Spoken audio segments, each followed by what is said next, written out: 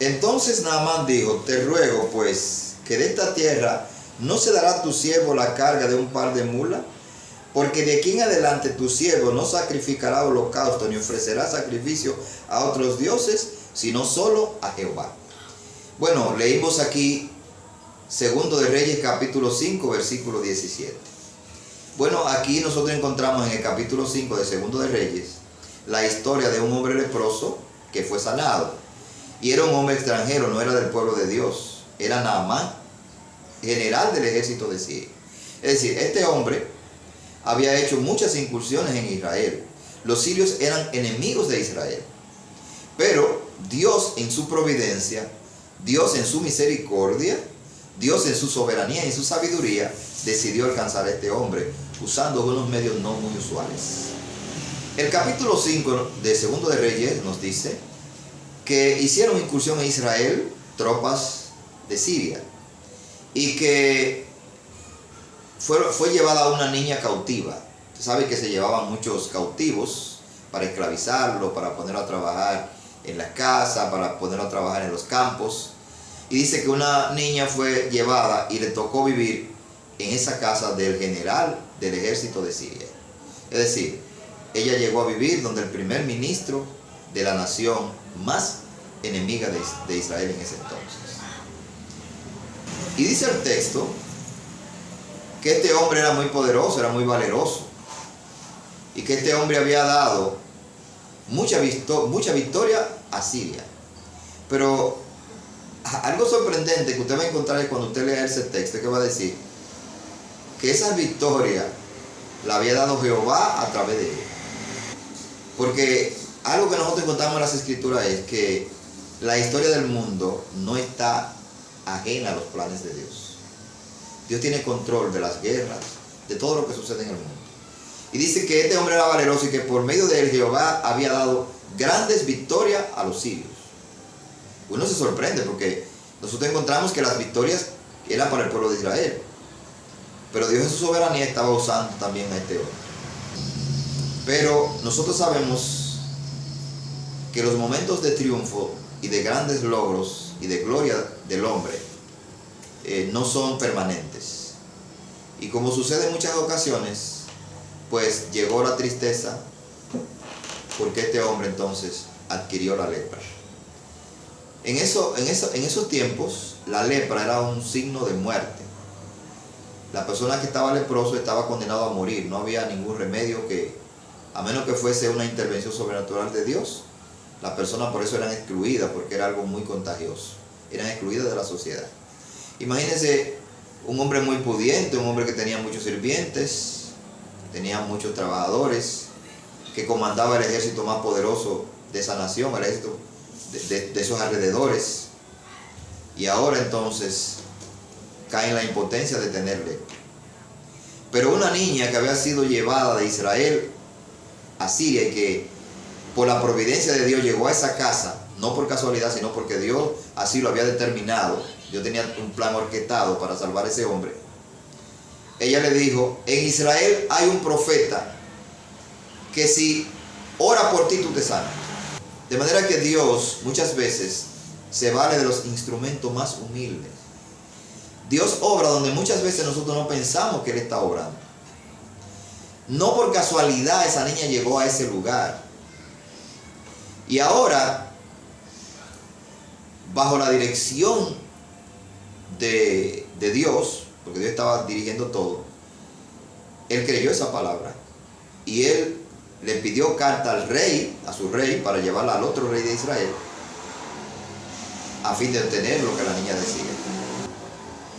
Y él partió con un séquito de servidores hacia Israel y llegó a la casa del rey.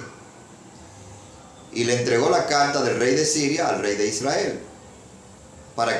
Y le decía: te envío a mi general para que tú lo sanes de su lepra. El rey de Israel dijo: ¿acaso soy yo Dios que mate y dé vida para que éste me envíe a un hombre leproso para que yo lo sane? Es lo que está buscando ocasión contra mí. O sea, este es lo que viene a expiar, a ver las debilidades y las fortalezas que hay en Israel. Porque él no podía ver a Dios obrando a través de esa situación. Bueno, pues el profeta Eliseo supo de que ese hombre estaba en Israel y le mandó a decir, que venga a mi casa, que venga a encontrarse conmigo, que él va a saber que hay Dios en Israel.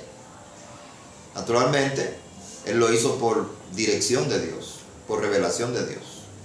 Sí, porque nosotros tenemos que entender que no podemos usar un texto fuera de su contexto y aplicarlo, un texto histórico, como que algo normativo para nosotros. Y que cualquiera que esté por ahí enfermo, yo le puedo decir, venga a mi casa para que sepa que aquí hay un Dios que lo va a sanar. No, porque Jesús mismo dijo en Lucas capítulo 4 que había muchos leprosos en Israel y que ninguno de ellos fue sanado, sino este hombre. O sea, no es que Dios sana a todo el mundo, Dios sana a quien Él quiere sanar, porque Él lo hace con un propósito. Entonces, llegó donde el profeta, y el profeta ni salió. Mandó su siervo y le dijo, dile que vaya a sumergirse 7 veces en el río Jordán y será sano. Ahí entonces comenzó la batalla mental en Naamán el sirio. Porque Naamán entonces dijo, yo pensé que él iba a salir, que iba a invocar a Jehová, que iba a levantar su mano, que iba a hacer un ritual, una ceremonia, y que entonces yo iba a ser sanado. Pero que me vaya a bañar 7 veces en un río. Si en mi país hay ríos mejores, más caudalosos y mejores que el río Jordán. Esto es un insulto, esto es un menosprecio. Y estaba muy enojado, dice la Escritura, en gran manera enojado. Pero sus siervos, otra vez Dios usando los instrumentos menos convencionales, le dijeron, mi rey, mi señor, pero Él no te está pidiendo que haga un gran sacrificio. Si te pidiera una grande cosa, tú la harías. Porque eso sucede muchas veces. A veces queremos hacer grandes cosas para darnos la gloria de que nos ganamos la salvación. Y él se llevó, ok, está bien, se sumergió 7 veces y dice que salió limpio, limpiecito. Su piel quedó como la de un niño. Se maravilló en gran manera, se alegró. Fue algo poderoso que aconteció, no solo en su cuerpo físico, sino también en su corazón. Y entonces ahí llegamos al versículo 17 que leímos, donde él le dice, yo te ruego que me dé un par de mulas llenas de esta tierra para yo llevármela para mi tierra. Porque de aquí en adelante yo solamente voy a adorar, yo solamente voy a servir a Jehová, el Dios de esta tierra. Y uno dice, ¿por qué entonces él quería llevarse tierra? Bueno, en esos tiempos se creía que los dioses cada uno tenía su propia tierra. Claro, las escrituras nos dicen en el libro de Josué que Jehová es el Dios de toda la tierra, y en los salmos y en muchos lugares, pero los paganos no lo entendían eso. Y aún Israel en muchas ocasiones no lo entendía. Por eso leemos el Salmo 137 que dice, ¿cómo vamos a adorar y a cantar a Jehová en tierra de extraños? Porque se entendía que en su propia tierra, ahí era que se adoraba a Dios, y que esa era la tierra de Dios. Por eso él dijo, bueno, como yo no vivo en Israel, yo me voy a llevar para mi tierra, para mi país, parte de esta tierra, porque allá es que yo voy a adorar. Yo voy a hacer mi santuario con esta tierra, y es como si yo estuviese adorando en Israel, porque la tierra es parte de Israel. Es decir, a partir de ese momento, él determinó abandonar sus dioses y servirle solo a Jehová. Este hombre era muy poderoso, este hombre era alabado, este hombre era reconocido, pero él decidió reconocer que había uno más poderoso y más grande que él. ¿Qué fue lo que hizo que este hombre estuviese dispuesto a abandonar sus dioses para adorar solo a Jehová? Bueno, el entendimiento de que Jehová hizo algo que nadie más podía hacer. Dios lo sacó de una situación donde nadie lo podía sacar. De una situación que era insuperable para él. Le creaba total impotencia. Si Dios no interviene, él estaba destinado a morir. Entonces, esa revelación de la misericordia de Dios que Dios tuvo con él, del amor que Dios tuvo con él, del poder y de la providencia de Dios obrando a su favor para sanarlo, fue lo que obró en su mente para que él entonces estuviese dispuesto a abandonar sus dioses y servir solo a Jehová. Mi estimado amigo y hermano que me escucha, cuando tú y yo entendemos que estábamos en una situación de la cual no podíamos salir, que si Jehová no nos saca, no salíamos y que estábamos condenados a perdernos eternamente, pero que fue la mano poderosa del Señor Jesucristo que intervino, vino a este mundo a obedecer la perfecta ley de Dios en mi lugar, porque yo no la puedo obedecer como Dios manda, porque soy pecador, tengo la naturaleza debilitada, heredada de Adán. Dios creó al hombre con capacidad de obedecer, pero el hombre perdió esa capacidad cuando pecó, porque la naturaleza que tenemos impide que obedezcamos perfectamente a Dios. Si no, usted lee Romanos capítulo 7 del versículo 14 en adelante, cuando Pablo dice: el bien que quiero no lo puedo hacer, el mal que no quiero este hago. Y hay varios textos donde dice que el hombre no puede cumplir a la perfección la ley de Dios, y que por eso, como no puede cumplir a la perfección la ley de Dios, no puede ser justo en base a la ley. Entonces, cuando usted entiende que Cristo vino y obedeció en el lugar suyo y que murió pagando sus pecados, yo entiendo que va a suceder lo mismo que sucedió en Naamán. Usted va a tener un convencimiento tan grande de que todo lo que usted necesita está en Jesucristo, usted no lo va a abandonar. Cuando predicamos gracia, cuando predicamos la suficiencia del Señor Jesucristo, que la salvación es por lo que Cristo hizo, por su vida, su muerte y su resurrección, y que nuestro comportamiento no tiene nada que ver con nuestra salvación y con nuestra perdición, muchos dicen que estamos predicando libertinaje. No vamos a dejar de predicar gracia por lo que la gente pueda pensar. Vamos a creer que lo que pasó en Naamán va a seguir pasando en muchos seres humanos cuando son convencidos de la gracia suficiente del Señor Jesucristo.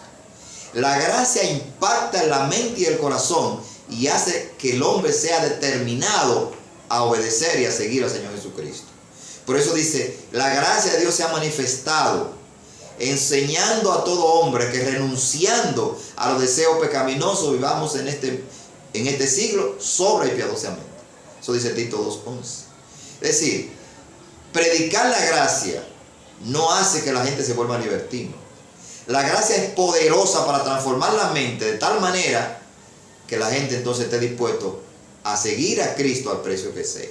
Lo que sucede es que hay muchas conversiones falsas que le dicen a la persona: haga esta oración y ya usted está salvo, porque le han enseñado que confesar es hablar y decir yo creo. Pero en Romanos 10 no está hablando de decir yo creo, es la palabra homologueo, es decir lo mismo que dice Dios. ¿Y qué dice Dios? Que el hombre no se puede salvar y que Cristo es el Señor y que lo rescata. Y cuando usted confiesa eso, no una oración, sino que sale espontáneamente de su corazón, como salió de Naamán, entonces usted tiene vida eterna, porque tú estás convencido de la poderosa gracia de Dios que lo rescata de un lugar donde usted no podía salir, que es la condenación y la perdición. Y tenemos muchos ejemplos en las Escrituras, tanto en el Antiguo como en el Nuevo Testamento, de hombres que cuando se encontraron con Dios, su determinación no fue: bueno, ahora voy a vivir como yo me dé la gana, voy a fornicar, voy a engañar, voy a robar. No. Esta gracia tan maravillosa, yo voy a vivir ahora en gratitud a mi Señor. Si no, ustedes se leen el libro de Daniel capítulo 4, los últimos versículos. ¿Qué dijo Nabucodonosor después que fue restablecido en su reino?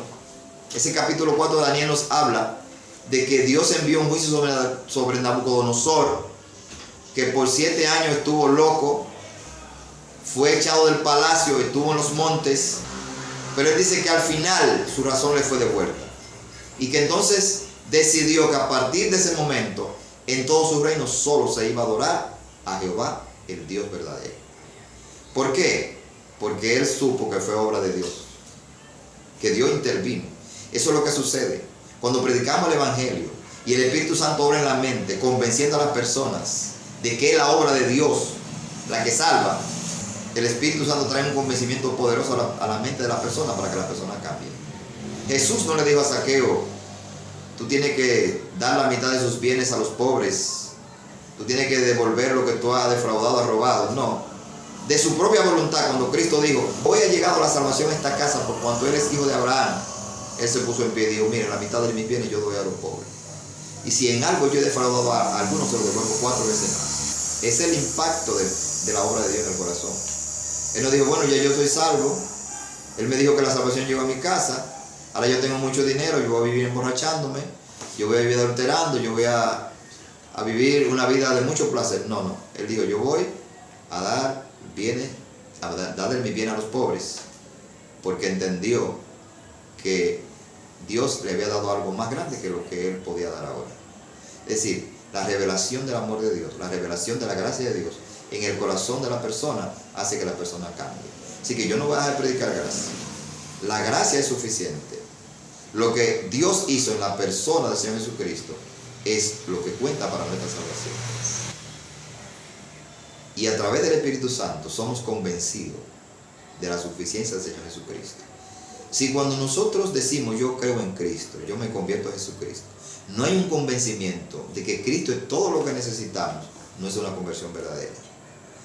Porque tiene que haber un conocimiento de la impotencia en la que yo estoy, de que estoy en un abismo insalvable, que yo no puedo salir de ahí, y de que voy rumbo a la condenación, que me espera la condenación, pero que tan solo por poner mi confianza en la persona, en la obra y en la muerte y la resurrección del Señor Jesucristo, toda mi vida es cambiada. Eso no me va a hacer un libertino. Eso me hace seguir al Señor Jesucristo y convertirme en mi discípulo. Así que yo te invito, amado amigo y hermano que me escuche, experimenta en tu vida la gracia maravillosa del Señor Jesucristo. Pon tu confianza en la vida, la muerte y la resurrección del Señor Jesucristo y verás cambios maravillosos en tu vida. Pero lo importante no son los cambios. No es los cambios de conducta lo que importa. Lo que más importa es tu cambio de estatus. Que estaba condenado y ahora tiene vida eterna. Que eras enemigo de Dios y ahora estás justificado. Ahora puedes vivir en su presencia sin ser destruido por él. Y te espera toda una eternidad de felicidad por el amor de Dios, por lo que él hizo a través del Señor Jesucristo. Y eso de seguro va a obrar en tu vida para que otros puedan ver que eres una persona diferente, porque él ha cambiado tu mente convenciéndote de cuánto te ama. La gracia y el favor de Dios sea con todos y cada uno de vosotros.